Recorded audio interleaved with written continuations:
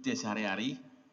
Maksud daripada wahdaniyat itu, ya kalau bahasa Arabnya kan wahdaniyat, bahasa kitab. Kalau bahasa tafsirnya yang Maha Esa. Jadi Allah itu wajib Maha Esa.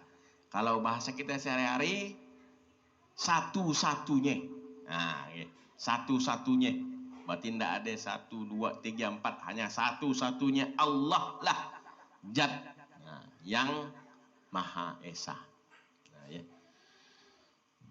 Jadi untuk dasarnya kita bacakan ayat Al-Quran. Surah Al-Ikhlas. A'udzubillahi minasyaitonirrajim. Bismillahirrahmanirrahim. Qul huwallahu ahad. Nah, satu ayat. Yang artinya kul, katakan wahai Muhammad, kata Allah, sesungguhnya Allah itu Esa. Nah, ya. Jadi kalau pelajaran sifat 20 dimaknai dengan wahdaniyat, yaitu bahasa kitab yang Maha Esa. Tapi bahasa kita sehari-hari satu-satunya. Nah, sekarang kita kupas. Apa sih maksudnya dalam bahasa kitab yang Maha Esa? Apanya sih yang Esa? Apanya sih yang tunggal? Apa sih yang satu-satunya hanya Allah Subhanahu wa taala? Ini ya, supaya paham. Dalam kitab itu ya, kita harus meyakini betul bahwa Allah itu bersifat wahdaniyah, yaitu Esa, satu-satunya. Yang pertama adalah Esa tentang zatnya, yang kedua adalah Esa tentang sifatnya, yang ketiga adalah Esa tentang perbuatannya. Sekarang kita bahas, ini sebenarnya panjang nih ceritanya nih, tapi kita singkat aja, yang ambil yang poin-poin penting aja. Yang dimaksud dengan Esa pada sifatnya, nah ini paham dulu nih. Ya. Kalau kunjat itu kalau bahasa kitab itu bahasa Quran tuh ya mun bahasa kita aja lah sehari-hari kurangnya. Tahu enggak? Paham enggak nih? Jadi supaya jangan sampai nanti cuma urangnya ini enggak sama dengan makhluk. Jelas zat Allah itu tidak ada yang menyerupainya, tidak ada yang menyainginya, tidak ada yang sama dengan zatnya Allah SWT, dengan orangnya itu. Nah, yang jadi Esa pada zatnya begini. Sungguhnya kalau zat Allah itu tidak bisa nak dibagi-bagi.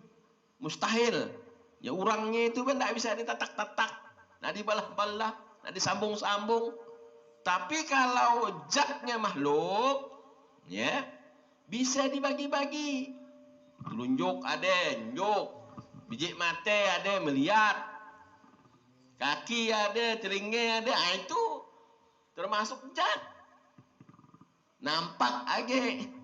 Bisa dibagi-bagi, dipotong telinga, disambung lagi. Ya kan? Putus kaki. Disambung lagi. Bisa dipotong-potong, bisa dibalah-balah. Tapi kalau zat Allah Subhanahu wa taala ini zat yang sempurna.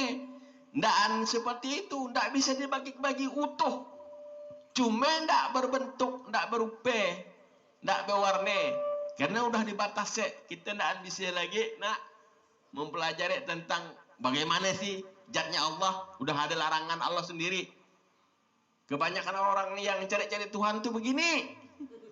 Karena barang itu tidak diperbolehkan untuk dicari. Karena yang dibolehkan ini sifatnya. Jadi kalau zat Allah Ta'ala ini tidak bisa nak dibagi-bagi, nak ditatak-tatak utuh. Menurangnya macam kita. Itulah bedanya zat Allah Subhanahu wa taala dengan zat makhluk yang diciptakannya ini. Ya. Jadi tidak perlu panjang-panjang kita tentang zat Allah nih. Jadi tetap deh satu-satunya zat Allah Subhanahu wa taala yang maha sempurna, maha suci daripada segala kekurangan, yang laisa kamislihi syai'un. Jadi jelas beda dengan zatnya yang ada pada makhluk. Paham nih Bang Siman? Kalau zatnya pada makhluk ada bentuk dan rupanya, bisa dibagi-bagi, bisa ditata-tata. Ya. Nah, untuk lebih jelas lagi masalah akal jelas, ilmu akal. Dari akal. Ya, contoh lebih paham sedikit. Kita beli kue ke pasar, kue apam, tahu nggak apam ke pasar? Pinang yang dijual oleh Pak Didin tuh. Nah, jadi kita beli apam Pak Didin, beli apam sebutik. Nampak kan jatnya kan? Nah, sekali sampai ke rumah, lalu udah dibagi-bagi, dipotong-potong kan? Tapi itu apam, satu apam bisa dibagi-bagi. Nah, inilah jatnya makhluk namanya itu. Tapi nampaknya satu. Kita beli apam tuh, sekali datang ke rumah udah bagi-bagi dah. Nanti bisa disatukan lagi, letakkan lagi jadi satu lagi. Nah, itu zatnya makhluk. Tapi kalau zatnya Allah, tidak seperti itu.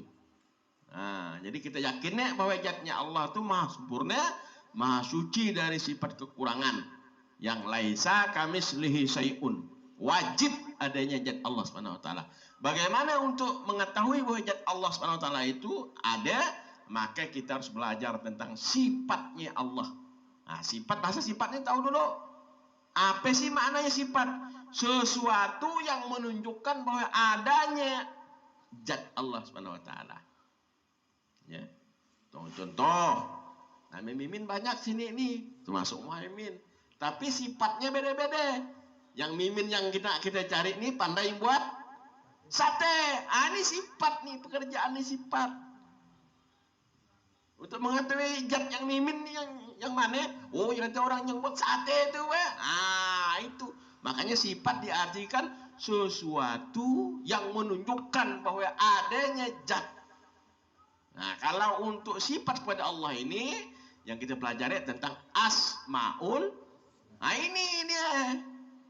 Jadi jangan menyifati Tuhan itu dengan zatnya. Macam pelajaran tadi itu, ada perguruan Allah tadi ngaku Tuhan semua. RT-nya Tuhan, pelak kampungnya Tuhan, dusunnya Tuhan, rakyatnya pun banyak benar Tuhan jadinya. Nah, seperti itu. Tapi kalau sifat itu memang banyak untuk menunjukkan bahwa adanya zat yang maha sempurna, yaitu asmaul. Nah, ini pahamlah tentang esanya zat Allah nih. Tidak bisa nak dibagi-bagi, tidak bisa nak tatak-tatak, tidak bisa nak dibalah-balah. Tapi kalau zatnya makhluk, bisa pandai berubah. Cuma batasnya jangan nak kita kira-kira, oh Allah ada mungkin ngerupengi. Jangan seperti itu. Jangan dipikir-pikirkan lagi dah. Yakinnya aja bahwa Allah zat yang wajibul wujud adanya, yang maha sempurna, maha suci dari segala sifat kekurangan. Dah cukup.